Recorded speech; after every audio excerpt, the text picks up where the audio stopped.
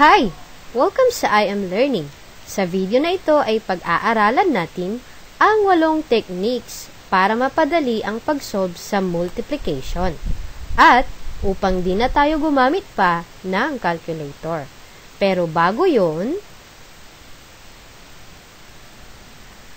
kung bago ka sa channel na ito, maari bang mag-iwan ka ng like kung nakatulong man ito sa iyo? Or mag-subscribe ka na rin kung gusto mo lang. And if you wanna learn more. Kung hindi naman, huwag ka nang mag-skip dahil aalamin na natin ang 8 techniques para maging madali ang pag-solve ng multiplication equations. Tara! Technique 1. Familiarize the multiplication table. Napakahalaga na memorize natin ang multiplication table dahil nakakatulong ito para mas mapabilis natin ang ating mental calculations. Halimbawa, kapag nakalimutan natin ang 8 times 2, ay maari nating balikan o i-recall ang sagot sa 2 times 8. Dahil ang sagot sa 8 times 2 ay katulad rin ng sagot sa 2 times 8. Ang hack sa multiplication table ay hindi na natin kailangang i-memorize ang buong sagot sa multiplication table dahil ang mga nasa bandang itaas ay katulad rin ng nasa bandang ibaba. Ang mga sagot sa taas na bahagi ay reflections lang din ng mga nasa ibabang bahagi at vice versa. Katulad ng halimbawa na 8 times 2 ay katumbas rin ng 2 times 8 dahil pareho lang ang sagot na 16. Technique 2. Tricks of number 2. Sa technique na ito, kailangan lang nating idagdag ang numero sa kanyang sarili. Halimbawa, 2 times 9 equals 9 plus 9. 2 times 10 equals 10 plus 10. At 2 times 50 equals 50 plus 50. Mas napapadali ang ating mental calculation kapag tayo ay nag-a-add. Sa iba pang halimbawa, 2 times 5 ay katumbas ng 5 plus 5. 2 times 7 ay katumbas ng 7 plus 7. Ang technique na ito ay applicable lamang kapag mayroon tayong isa sa mga factor na number 2. Technique 3. Double when you see number 4. Halimbawa, 4 times 9. Double 9 is 18 and double 18 is 36. Halimbawa, 4 times 5. Double 5 is 10 and double 10 is 20.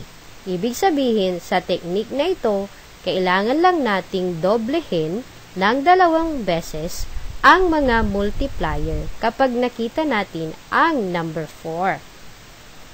Mas napapadali ang ating mental calculation kapag tayo ay nagdodoble lamang ng multiplier kaysa minumultiply ito sa mismong multiplicand. Iba pang halimbawa, 4 times 150 is double 150 to make 300. Then again, double 300 for 600. Another example, 4 times 60.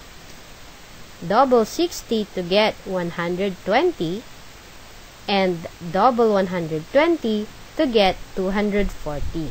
So, 4 times 60 equals 240 and 4 times 150 equals 600. Technique 4.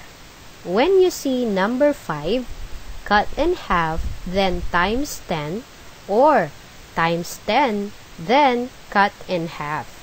For example, 5 times 6 equals, cut 6 in half to get 3, then times 10 to get 30. Another example, 5 times 8 equals, hatiin ang 8 sa dalawa para makuha ang 4, tapos i-times ang 4 sa 10 para makuha ang 40. Ang technique na ito ay ginagawa lamang kapag ang ating multiplicand ay number 5.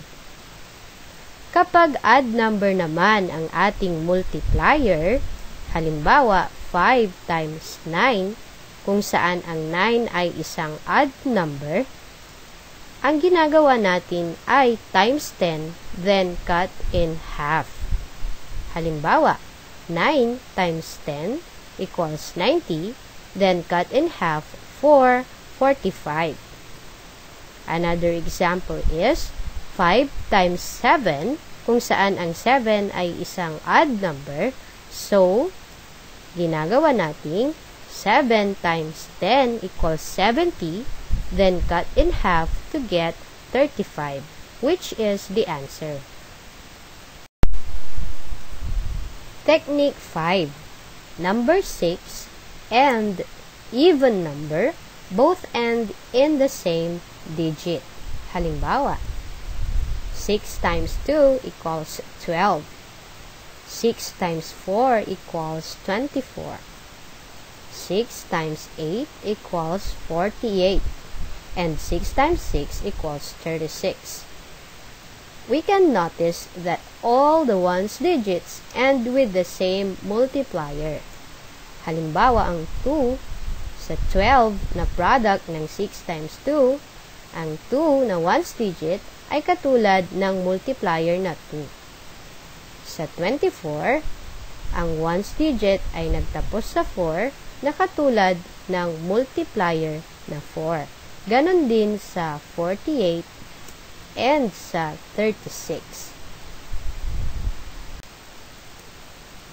Technique 6.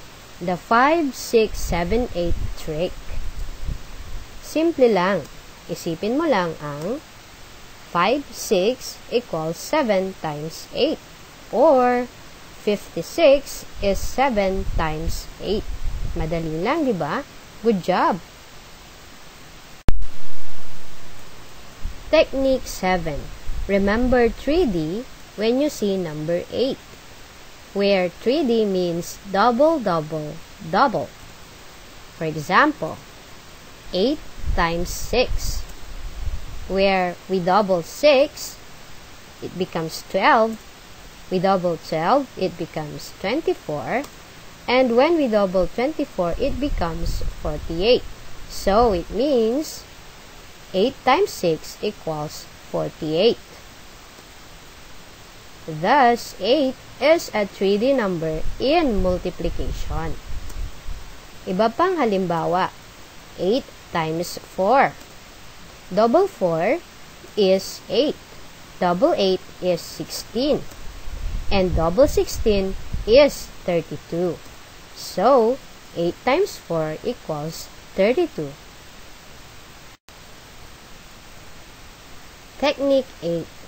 Do TM when you see number 9, because 9 is 10 times the number minus the number, where T stands for times and M stands for minus.